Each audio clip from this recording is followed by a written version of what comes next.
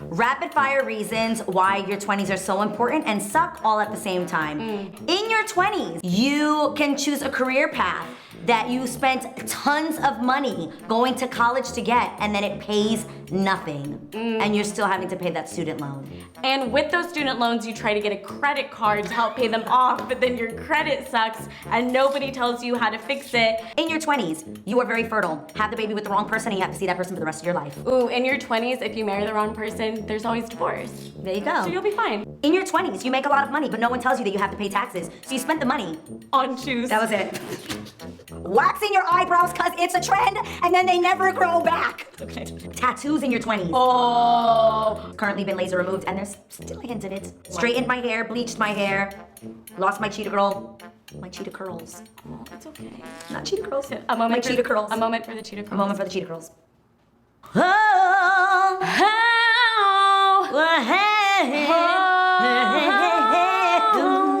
I'm ready.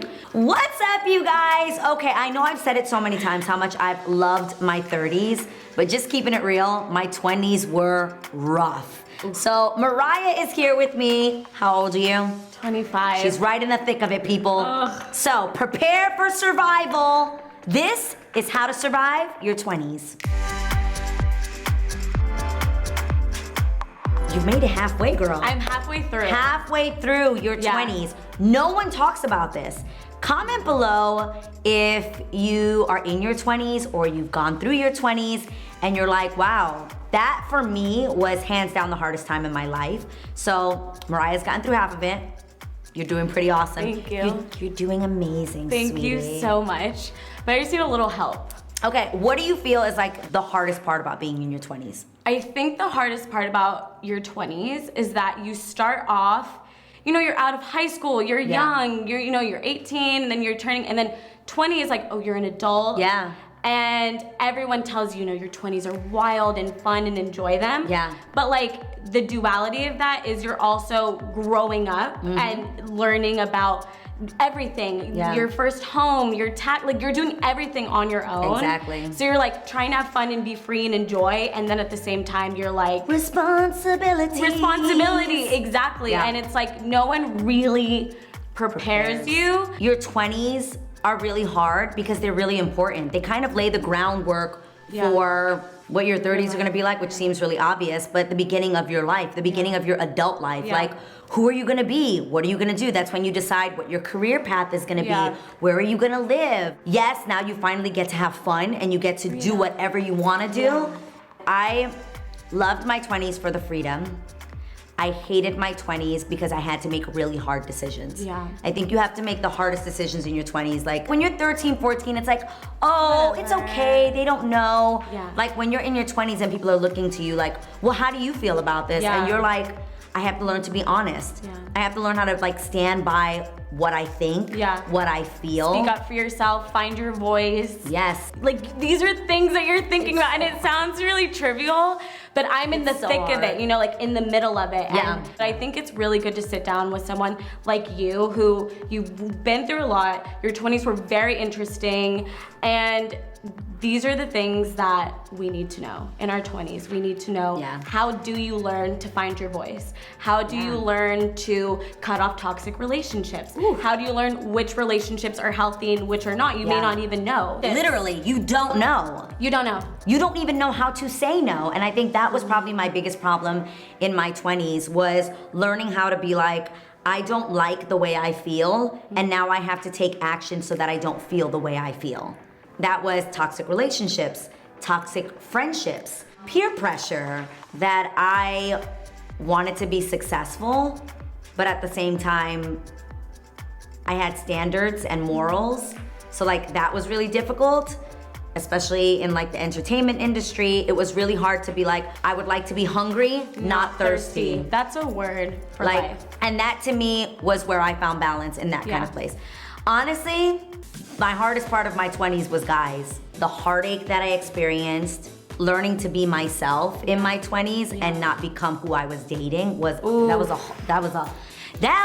whole other thing. If I liked certain things, I would have to do the things that I genuinely liked by myself. didn't I want to either do was embarrassed to show them the things I actually enjoyed, whether it was like TV shows or the music I actually enjoyed, Ron Canoli. So instead, I just was listening to ratchet music, but on the inside, when I was alone, I'm like, lift him up. Yeah. You talk about Yeah. be hungry, not thirsty. When did you figure that out though? Like when did you figure out, I'm being thirsty, I need to be hungry, I need to be motivated? When I first was living in LA, and I think the Cheetah Girls had already come out, and now I'm in my 20s, there was like the Hollywood it girls that like you wanna hang out with. And I swear, I literally was telling Mariah this, I'm like, they didn't wanna be my friends. I go to bed really early. I am not a rock star. Like, I'm just not on that level. I've never been one to do drugs. I've never been into drugs. I'm not even a big drinker. Like, it's just never been my thing. Me and Mariah go to bed at 9 p.m., No, okay? I was about to say, I couldn't relate more. So imagine, like, that's the scene. And, like, if you want to be cool and you want to hang out with those people, where do you meet them? You're going to meet them at club. Shout out to Club Les Deux, which we all were at in that time. It was a whole crew of people. It was when, like, the Hollywood it girls was all the rage. I would find myself at these clubs in these circles, and one day I just was like, why do I want to be friends with these people so badly? At the time, I joked and said, I'm just not cool enough. And I actually recognized that because I wasn't cool enough to hang at the clubs and do the drugs and things, that's why I have a career today. That made you even cooler. Long term, that's where knowing who you are plays a huge part. It's like, how far am I willing to go for this? What am I just not gonna do? I'm not gonna do drugs to be cool and hang out with somebody. Like, that's on an industry and success level, and just recognizing that I had to put the work in to have the career that I wanted to have. I know it's a corny quote, but it's a very real quote, where it's like, do something today that your future self will say thank you for, or something to that effect. Like, for you, I will say this, Mariah is hands down the most self-disciplined person I've ever met in my life. And I always say that that's something, I also think just naturally we're innate in recognizing strengths in other people that are our own weaknesses, right? I will credit myself to this. I've never been that girl that looks at somebody and I'm like, oh, she has something that I want. And instead I'm like, ugh. I'm literally like, she has something I want. I want to befriend her. You're like that too. I was actually gonna ask you about this. That really reminds me a lot of like comparison. Like I feel like in your 20s, you're kind of out there alone figuring it out, and then you have other friends in your 20s, and whether it's someone that's in, let's say, an amazing relationship and you're single, or you see someone with an incredible career and you're like, oh, I don't really know what I'm doing. You know, I think all of my friends and I have different strengths, and I could see where you can look at other people your same age and be like, not really recognize what you have going for yourself, because you're like, okay, there are all these areas that I feel like by 30 I'm supposed to have something together, and then at 30 and thriving, and then I settle down, and then I have kids. Like, there definitely is this order to things that I feel like we think we have to do. Exactly. And there's this pressure to, okay, I have 5 more years to, my career is on point, my finances are on point, how much money do I have saved, what is my, like, do you know what I'm saying? People, there is no timeline, there is no blueprint. Literally. When I was in my early 20s, I was like, oh my gosh, I'm dating somebody. We went through a huge breakup. Then I got in a relationship soon after, and there was something inside of me that made me feel like, because my previous relationship had failed, this one had to work. And now looking back, I'm like, you were a baby. Like, and I know you guys hate hearing that when you're in your 20s, like, oh my God. I didn't get married until I was 33 years old. And for some people, that's like older. Like, for me, that was older. Like, I genuinely, in my mind, had thought, okay, I'm starting to date this person at 25. By 26, I'll be engaged. 27, engaged. Married by 28. I'll have my first baby by 30. Like, I had this whole thing mapped out. It doesn't go the way we plan it. Girl, it's not gonna go. But it's so hard. It's not gonna go the way you plan it. Tell me that I'm right. What? They tell you, have a plan. Plan out your life. How do you plan out your life but still leave room for God's plans and the unexpected? Do you know what I'm saying? Like, prepare to pivot. And I gotta say, my pivot game is strong. It is. We buy a house in Calabasas. things get strange with the HOA. We like, pivot. We're going to New York. In New York, about to renovate my home. The real calls. We're back in studio. Pivot. Wow. You have to learn how to pivot. Like, if that's one thing you can learn in your 20s, it is how to pivot. And that's pivoting in situations that are maybe not what you expected or what you wanted, but finding joy in like the journey of it all. You're so good at that. Like, I joke about this all the time, but like disappointment, you're realistic. Like, you'll feel a disappointment for like maybe 24 hours, and then she has a plan. Like, this is something that I really learned from you. I tend to overanalyze, overthink, and kind of stress. She's a worrier. I am a worrier.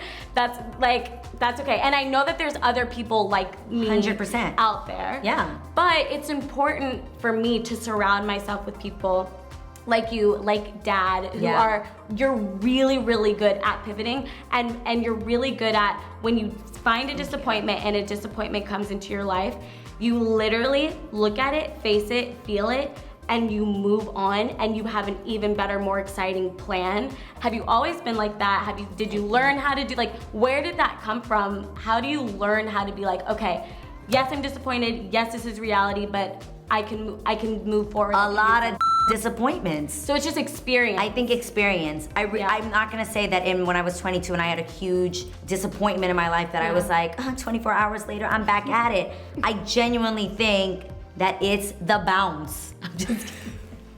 It's the bounce! Bounce back! Okay, speaking of bouncing back, I literally you taught me a lesson I never told you this.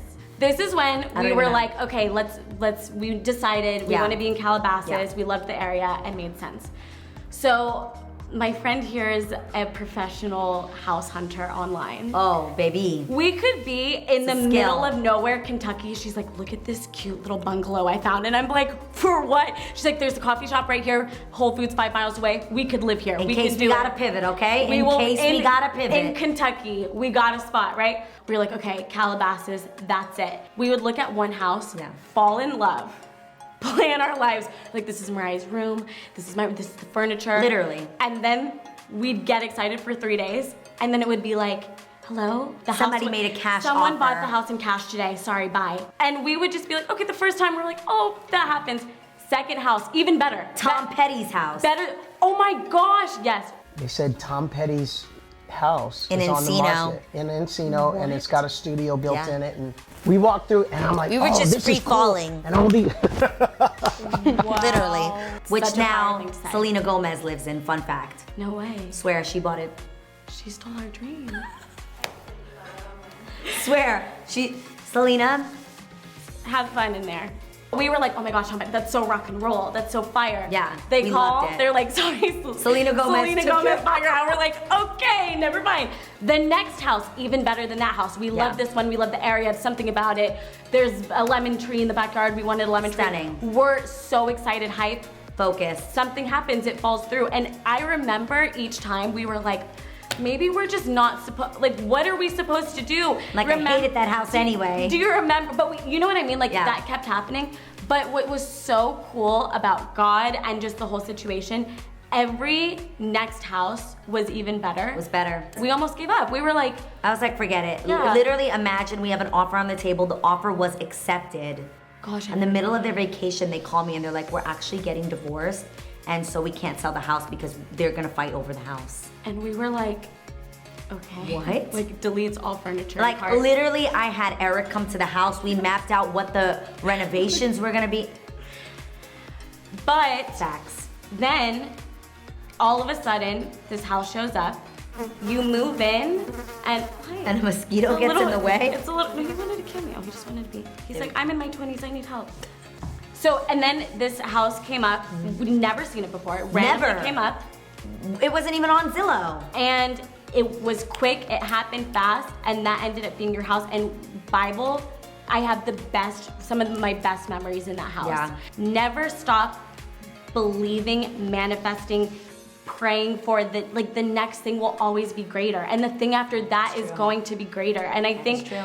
for me, like, every birthday I have like a mini like panic session. I'm like, oh my God, I'm 25. Getting older. What's happening? I'm like, am I doing good? And I have to call and ask you. Sometimes I've called you on FaceTime, like, can you just reassure me that I'm doing well and for where I'm at in my life? And honestly, what's gotten me to 25 so far is like a string of pep talks that I string together. You need to surround yourself with people who are gonna encourage you, uplift you, and empower you, and remind you that your story is just getting started. I promise you, even though it feels like, oh my gosh, I'm far behind, I always tell Mariah this in our pep talks. It's one of my favorite things to remind her, to separate your feelings from the facts. Oh my gosh. Okay, this for me has been life-changing. Yes. Separate your feelings from the facts. Your feelings may be that you feel discouraged. Your feelings may be that you feel so concerned about your future. The feelings may be that you're anxious. What's gonna happen? What's in store for the future? I'm so worried about what I don't know about or what I can't control. Am I setting myself up for the future? Am I smart enough? Am I good enough? Am I prepared enough? Am I qualified enough to do the job that I'm doing, to have the success that I want so badly, to have the career that I want so badly? Do I have the talent for it? There's a million questions you're gonna ask yourself. And for me, it helps when I'm like, these are the facts. Mariah, you are 25 years old. You have your own business. Like, for you, whoever it is, make a list for yourself. You have your own business. You're healthy. You're smart. You're kind. You're funny. People like you. People love you. You have a group of people who love you. Like, make a list of what are the facts. And the facts will be different for every person. Right, like, yeah. At 25 years old, I was heartbroken. Like, I had, was going in a tumultuous relationship. Yeah. Like, are you cheating on me? Are you not cheating on me? What's going on? My facts had to be that I had a mom that loved me. I had a sister that would do anything for me. Honestly, at 25, the Cheetah Girls was over.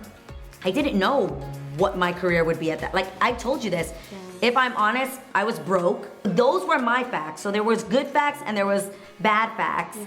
But I had to separate my feelings of anxiety from what I knew to be true. Yeah. And what I know to be true is that I was just getting started, that there was so much more for me to do in life, and that I had people that loved me and supported me in whatever that was gonna be. Yeah. It was almost surrendering to what I knew was true about God and my life versus all the feelings I had about it.